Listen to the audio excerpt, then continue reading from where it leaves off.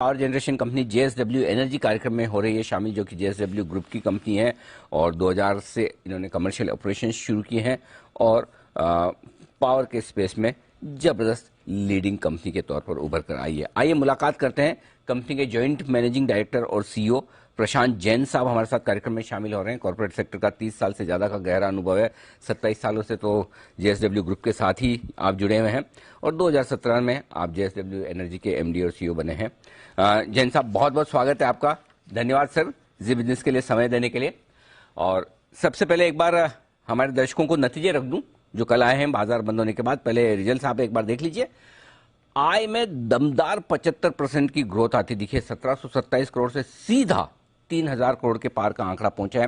कामकाजी मुनाफा भी बहुत जबरदस्त बढ़ा है, 46%, 1022 करोड़ पहुंचता हुआ दिखा है। मुनाफा लगभग दुगुना होता दिखा है, 180% की बढ़त है, 201 करोड़ से 560 करोड़। लेकिन हाँ, एक चीज है, मार्जिन जहां पर कमी आई है, 40.5% से 34% के आसपास। तो जैन साहब, सबसे पहले तो नतीजे बड़े दमदार हैं, बधाई आपको। ये बताएं, सब कुछ बढ़िया है, मार्जिन पर ही दबाव क्यों? धन्यवाद अनिल जी। इस पिछले क्वार्टर के अंदर में हमारी जो कॉन्ट्रैक्ट्स हैं जो कि थर्मल पावर की कॉन्ट्रैक्ट है, उसमें हमारा जो कॉन्ट्रैक्ट होता है fuel price plus fix cost of the power plant.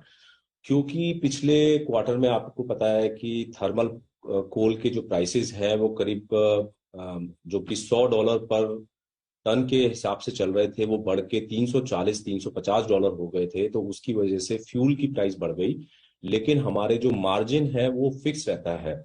वो मार्जिन परसेंटेज में, इबिटा मार्जिन के अंदर में जो रिफ्लेक्शन होगा वो उसकी वजह से कंप्रेशन दिखाई दिया है। लेकिन जो हमारा मर्चेंट का जो बिजनेस है, जिसमें हमने करीब 6 गुना बढ़ोतरी देखी लास्ट क्वार्टर के अंदर में, हमने करीब 900 मिलियन यूनिट की पावर बेची मर्चेंट मार्केट में, जो कि पिछले क्वार्टर के मुकाबले 6 गुना ज्यादा थी। उसमें हमारा काफी मार्जिन एक्सपेंशन हुआ। ये बताएं सर कि पावर की डिमांड इस वक्त कैसी है? और जो मैं समझ रहा हूं, आपके ओवरऑल जनरेशन भी 14% साल दर साल बढ़कर आए, राइट?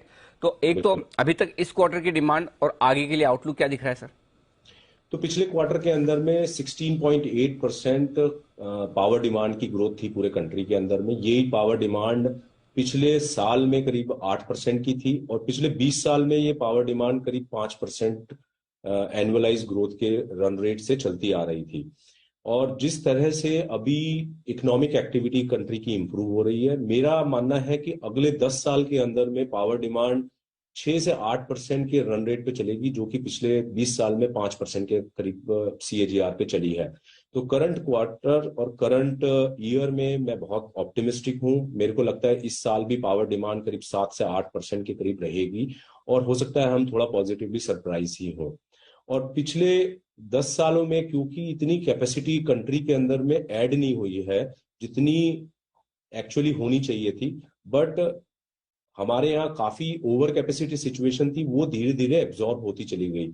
अभी जैसे हिंदुस्तान का करीब टोटल बेस लोड 180 गीगावाट के आसपास है, और अगर आप 5-6% की भी पावर डिमांड की ग्रोथ गिनेंगे तो आपको करीब 10,000 मेगावाट की पावर चाहिए। और आज की तारीख में जो कैपेसिटी ऐड हो रही है वो सब रिन्यूएबल पावर से हो रही है, और करीब 15-16 गीगावाट की हमारी कैपेसिटी ऐड होती है, विच इज इक्वलेंट टू करीब 4 गीगावाट की टोटल पावर डिमांड। तो जो ये 6-7 गीगावाट का जो डेफिसिट है, ये धीरे धीरे बढ़ता जाएगा और इसी की वजह से पावर प्राइसेस तभी थोड़े एलिवेटेड हैं। लेकिन मैं बहुत ऑप्टिमिस्टिक हूं कि अभी लोग ज्यादा से ज्यादा कैपेसिटी इंडिया में पावर की लगाएंगे और पावर सेक्टर में काफी ग्रोथ देखने को मिलेगी। मजबूत है, डिमांड मजबूत है, कैपेक्स बहुत आने वाले हैं और शायद कैपेक्स की वजह से ही आपके थोड़े सा डेट भी बढ़कर आया। जो मैं मार्च के मुकाबले में देख रहा था, जून में 6,700 करोड़ के आसपास का डेट है, वो थोड़ा सा बढ़कर 7,720 करोड़ आया है। ये बताएं सर, अभी क्या सिचुएशन है और इस साल के अंत तक, फाइनेंशियल ईयर के अंत तक आप कितना डेट कंफर्टेबल होंगे बुक्स पर?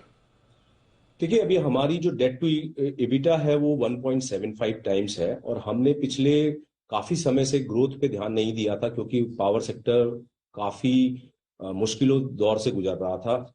जैसा कि मैंने अभी बताया कि पावर सेक्टर पूरा अभी डिमांड एंड सप्लाई का जो सिचुएशन है पूरा बदल रहा है, तो हम लोग बहुत एंथुजियास्टिक है to grow our balance sheet. और इसीलिए हमने अभी अपना एक मीडियम टर्म टारगेट दिया था कि हम अपनी कैपेसिटी 4,500 मेगावाट से बढ़ाकर 10,000 मेगावाट करेंगे FY25 तक, और 20,000 मेगावाट करेंगे FY30 तक।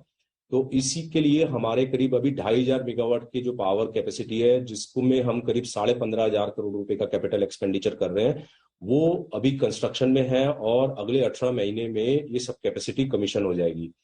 और हम लोगों का जो प्लान है, करीब 8 से 10,000 करोड़ रुपए का साल का कैपिटल एक्सपेंडिचर हम अगले 7-8 साल करेंगे, और ये कैपेसिटी को बढ़ा के 20,000 मेगावाट लेके जाएंगे। तो हमारा जो डेट है धीरे धीरे अभी बढ़ेगा, लेकिन हमारी जो रिटर्न ऑन नेटवर्थ है, रिटर्न ऑन इक्विटी है, उसमें भी काफी इजाफा होगा, क्योंकि हमारी जो बैलेंस शीट है बहुत अंडर लीवरेज्ड है। तो इसी रास्ते पे अभी हम चल रहे हैं, और ये जो मैक्सिमम हमारी कैपेसिटी आ रही है वो हमारी केवल रिन्यूएबल रिसोर्सेज से आ रही है। अच्छा, तो जैन साहब एक सिंपल सी चीज बताइए। देखिए कि क्या है कि ये पावर से रिलेटेड और ये सारी चीजें ना बड़ी कॉम्प्लिकेटेड है, आम हमारे दर्शकों को समझ में नहीं आती। तो ये समझाएं कि 3 से 5 साल में आपकी कंपनी की जो साइज अभी है उसके कंपेरिजन में क्या साइज हो जाएगी, कितनी बड़ी हो जाएगी, प्रॉफिट के लिहाज से, सेल्स के लिहाज से, कैपेसिटी के लिहाज से, तो एक वो मन बना सके भी हाँ भाई 3 साल बाद कंपनी इतनी बड़ी होगी।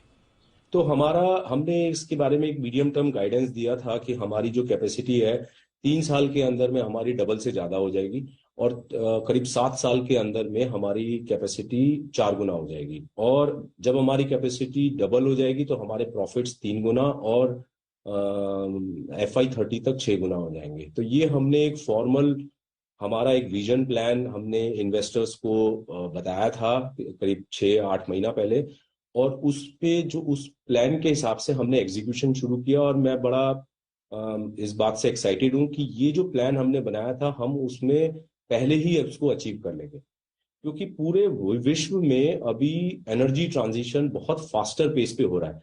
देखिए, एक आज की तारीख में अभी देखा आपने यूक्रेन और रशिया वॉर होने के बाद में किस तरह से कमोडिटी के प्राइसेस बढ़े हैं, और रिन्यूएबल एनर्जी के अंदर में आपका इंपोर्ट का डिपेंडेंस खत्म हो जाता है, आपकी जो प्राइस है 25 साल के लिए फिक्स हो जाती है, प्लस वो सब पूरा एनवायरमेंट फ्रेंडली हो जाता है। तो ये एक कंज्यूमर के लिए भी एक, और एक किसी भी कंट्री के लिए एक बहुत ही अपॉर्चुनिटी है, बड़ी अपॉर्चुनिटी है। इसीलिए जो हमारी जो गवर्नमेंट ने एक 500 गीगावाट का टारगेट रखा है 2030 तक। आज की तारीख में ये टोटल कैपेसिटी हिंदुस्तान में 161 गीगावाट की है। तो इसका मतलब ये है करीब 340 गीगावाट की कैपेसिटी अगले 7-8 साल के अंदर में आएगी, जो कि 50 गीगावाट पर ईयर का रन रेट है। तो ये इतनी बड़ी साइज ऑफ अपॉर्चुनिटी है for Indian industry to capitalise this kind of opportunity. और इसमें मेरे को लगता है कि सभी को, कंज्यूमर को, कंट्री को, एज वेल एज इंडस्ट्री को, सभी को बहुत बड़ा बेनिफिट होने वाला है।